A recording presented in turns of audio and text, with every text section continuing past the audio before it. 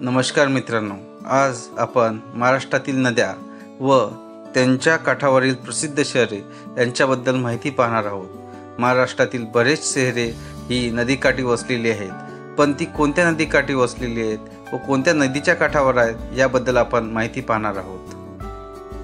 मुळा मुठा नदीच्या काठावर पुणे शहर वसलेले आहे। इंद्रायणी नदीच्या काठावर देहू आणि आळंदी, भीमा नदीच्या काठावर राजगुरुनगर आणि पंढरपूर, प्रवरा नदीच्या काठावर संगमनेर आणि नेवासा, पंचगंगा नदीच्या काठावर कोल्हापूर इचलकरंजी, कयाधू नदीच्या काठावर हिंगोली, कर्हा नदीच्या काठावर जेजुरी आणि बारामती, सीना नदीच्या काठावर अहमदनगर, धाम नदीच्या काठावर पवनार, इराई नदीच्या काठावर चंद्रपूर, पांझरा नदीच्या काठावर धुळे, तापी नदीच्या काठावर भुसावळ आणि प्रकाशी, वशिष्ठी नदीच्या काठावर चिपळूण, नाग नदीच्या काठावर नागपूर, सिंदफणा नदीच्या काठावर माजलगाव, गोदावरी नदीच्या काठावर नाशिक, पैठण, कोपरगाव, नांदेड, गंगाखेड आणि पुणतांबा ही शहर आहेत। कुंडलिका नदीच्या काठावर रोहा, कृष्णा नदीच्या काठावर सांगली, मिरज, कराड, वाई, औदुंबर, नरसोबाची वाडी ही शहरे आहेत। मीना नदीच्या काठावर नारायणगाव,